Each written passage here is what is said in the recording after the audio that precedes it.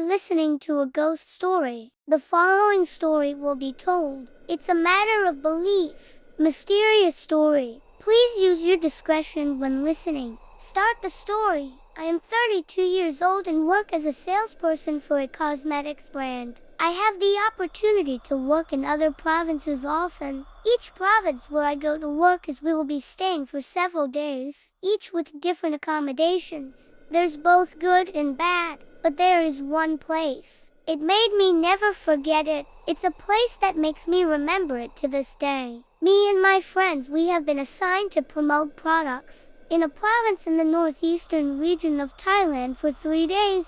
I had the younger group find a place to stay as usual, but this time it was especially difficult to find accommodation because it's a festival. I searched for a long time until I found a place to stay that was quite far from the city center. The accommodation is a 2-story house. The ground floor is cement and the second floor is wood. Overall, it looked okay, so we decided to stay here. I never thought that it was the most wrong decision in my life. Before every trip, we gathered together to make merit. For good fortune on the trip, we chose to make merit at a temple. This is a regular temple where we make merit before traveling. We prepare things, flowers, and other things to offer to the monks before returning from the temple. The monk said this time, "Not all of you may come back, depending on merit." We turned to look at each other. One of the elders in the group asked the monk if there was something wrong or not.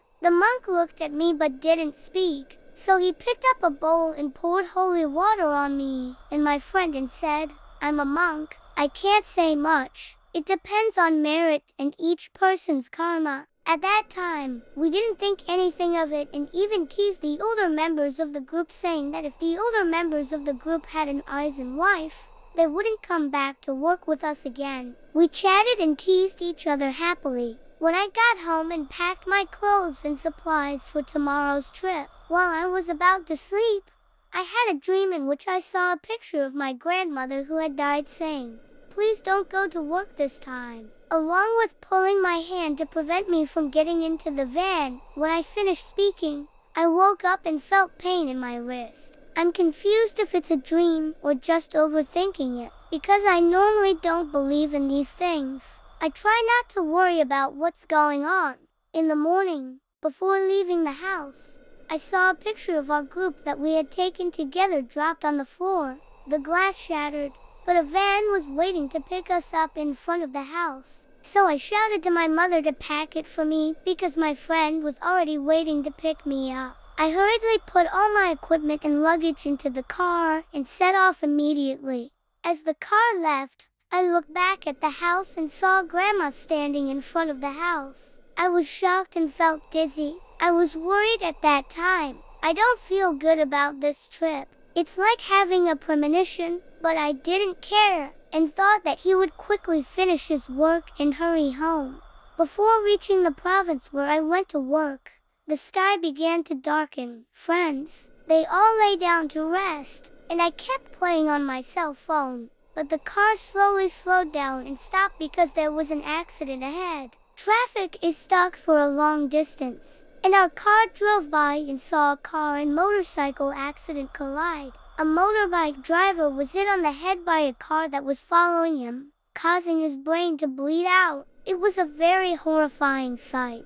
But what was even more unusual was that we saw a person standing under a tree looking at the accident, and that person looked like a motorcyclist who had been hit in the head by a car. We thought that was it. At the time, we didn't dare tell anyone that we had seen it. We can't do anything but close our eyes to sleep. Finally, the car arrived in the city. We stopped to buy things on the side of the road. Friends saw that they were worried, uneasy. They all asked if something was wrong. So I said I had a slight headache. I don't want to make my friends uncomfortable. At that moment, I saw what looked like 2 twin brothers in the group traveling with me, headless. I was shocked and collapsed to the ground. Shocked by the pictures I saw, I'm starting to feel bad. So I asked to sleep in the van first. Everyone hurriedly bought their things and got into the van, because I'm starting to feel bad. While driving to the residence, They talked about what had happened. So the van driver said that he also felt bad since he drove into this province and it was as if something had happened. The van driver looked like he had sense about these things.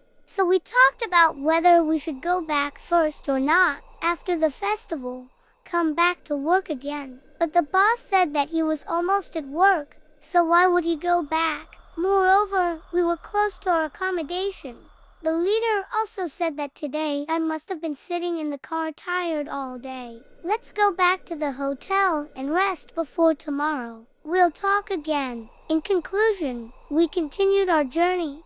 During the entrance to our accommodation, both sides of the road are very dark, and there were no houses in that area at all. The house we stay in is in a deep alley. We came according to the map, but no matter how much I looked, I couldn't find it. It was already very late. All friends within the group were worried until we came across a house. We parked the car to ask if we knew this house. We were going there. When we tell the name of the accommodation, the villagers made shocked expressions and pointed their hands to the left, saying that at 3 intersections first, the house was in the right-hand alley. We drove as the villagers told us to. We were all very shocked, because in the past we had driven past this place. So why didn't we see it? At that moment, the younger ones in the group began to have bad expressions.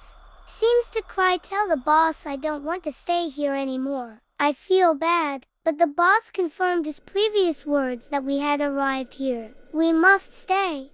The van was parked in front of the house. We brought things together, got out of the car to go put things in the house. As we walked into the house, we noticed that this house's grass has just been cut, cleaned up like no one had been here for a long time. We then arranged to go our separate ways and get some rest. At that time, I didn't think about anything and was tired and wanted to rest. The house has a total of 3 bedrooms, 1 bathroom, kitchen, and living room. All 3 bedrooms are upstairs. 2 rooms can be used. Another room, the owner of the house said, this room is a room for storing various equipment. The owner of the house locked the room key. The room we were staying in was on the 2nd floor next to the room that was locked. On the opposite side was the twin brothers' room. The boys slept downstairs. Everyone went their separate ways to rest as usual. We showered so we could sleep, because tomorrow I have to wake up early to go to work in the city. While lying down, we heard a sound like someone walking in the next room, someone dragging something. I thought I might have been tricked by a ghost, so I thought in my heart and said tomorrow when I come back I will buy water, buy flowers to give. After a while, the sound of walking gradually disappeared. As I lay down, I felt a pain in my chest as if someone had stepped on it. I tried to move, but I couldn't move. I forced my eyes open to see a woman wearing black sit on my chest, that is. At that time I felt afraid, shed tears, and prayed various prayers for the woman in black to leave. Don't mess with me, but he didn't go. He sat and rocked on my chest, and speak softly. I don't know the meaning. Then I lost consciousness. I woke up again and heard a knock at the door. So I hurriedly got up and opened the door to the room and saw the young woman who was sleeping with me. I immediately hugged my younger sister. I cried and wanted to go home. After that, I hurried downstairs to talk. We told what we had encountered. When we finished telling the story, the boss who slept downstairs said last night while sleeping, looking up, it was like a person's eyes looking down. The eyes were dark red. The boss slept in the living room. The living room was opposite the room where the owner of the house locked the room. On the 2nd floor there was wood. He could see through it. Wood opening upwards. Everyone was shocked at what had happened. Is there something in that room? So we asked the twins if they found anything, and they said they didn't find anything. They slept well. Later, an uncle drove a van and showed some scraps of leather. On the scraps of leather were written characters in a strange language. The uncle said that it was in Khmer. Uncle found it behind the house. The boss said that for today, let's go to work first. When finished, let's hurry to the temple. After we finished clearing the work, let's hurry to the temple. telling the whole story to the monk. The monk made a startled expression and said, "Did you know that he followed you all from home?" Still waiting for them in the car, everyone was very stressed. So I asked if the monks had a way to handle it. The monk said that he would help as much as he could. The monk sprinkled holy water all over the car. Before leaving, he handed each person a holy line and said, "Please be mindful. Whatever will happen will happen." After we were about to return, the uncle driving the van said he has relatives who know which doctors. Uncle said he was in this province. If we wanted to go find him to help him, he would call and ask for directions. Everyone agreed. Traveled to see the shaman. When traveling to the shaman's house, dogs howled all the way into the shaman's house. When we arrived at the shaman's house, an old woman walked up to meet us.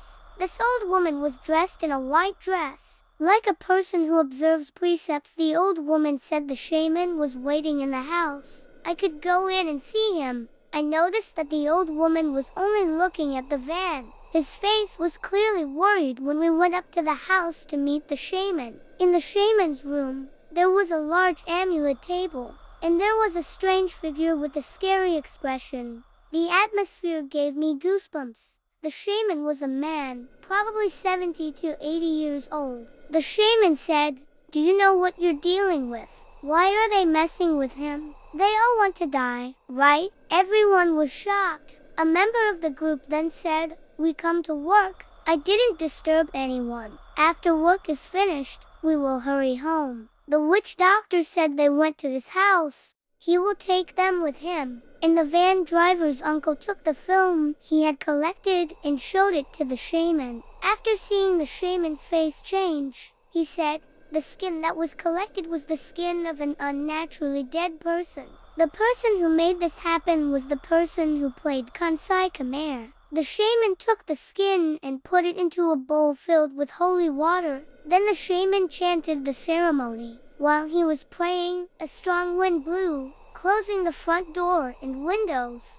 Loud noises. Many times the dogs in the area were howling all the time. Then a strange smell, like the smell of corpses, floated in. When the ceremony was finished, the wind and noises stopped. The shaman said that he was not finished yet. He was going to take them to live with him and serve him. The elders in the group said, "So let's go home and we won't be there anymore." The shaman also said that they ran away.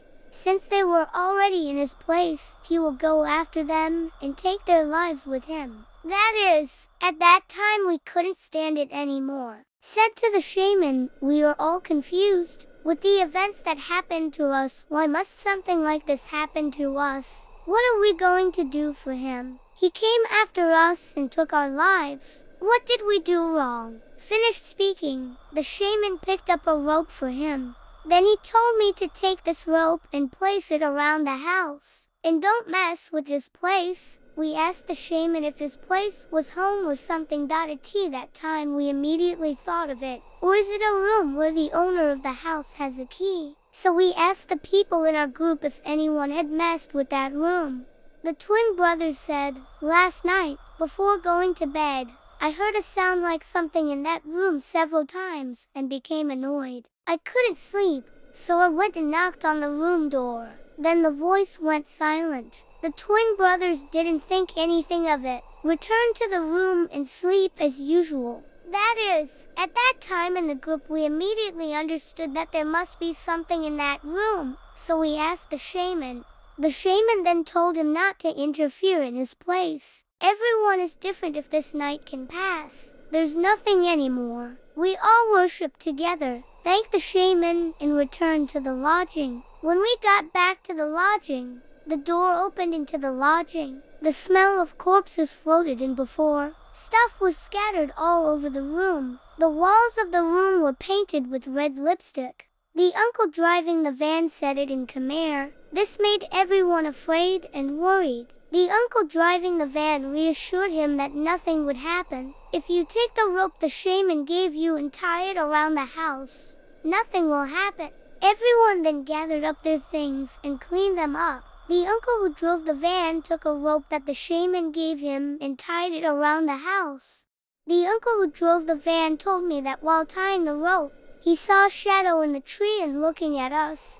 After helping each other finish collecting things, we talked about it. We're going our separate ways to do our personal duties. Then they gathered together in the living room. Me and my younger sibling stayed together. He went up to his room and hurriedly packed up his clothes, personal items, then hurriedly called my mother. I told my mother what had happened. She was shocked and said she didn't feel well. Can't sleep well since I started traveling. Mother also told me that she dreamed that my grandmother came to tell her that there was danger to the people in the house. While talking to my mother, I heard a sound like a vase falling to the floor. It came from the next room, and then the window of my room opened. A breeze blew into the room. I rushed to close the window, and saw that the window of the next room was open, and then there was a dark shadow standing in front of him looking at him. So I quickly closed the window. Then tell your friend to hurry down and wait downstairs. While we're leaving the room, heard the sound of someone banging on the door coming from the next room. We hurriedly ran downstairs. He asked if something was wrong. I told him about it.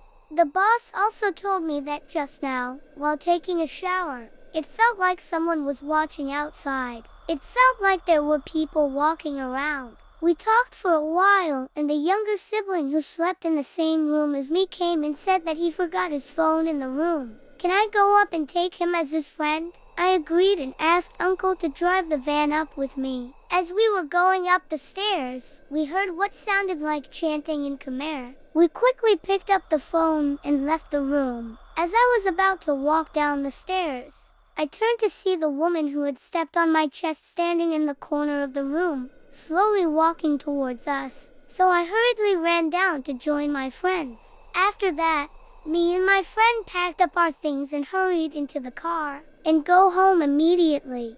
And the story that happened is just this. I think that if my friends and I continue to stay in this house, there will definitely be bad things happening. The day I came to share this incident was the 1-year anniversary of the incident. So I want to tell my friends about things that have happened. And if friends who listen have had something like this happen to you, I'd like to forget to comment and tell you the story. After listening to the end, don't forget to press like, share, and follow so that you don't miss any horror stories. For today, goodbye.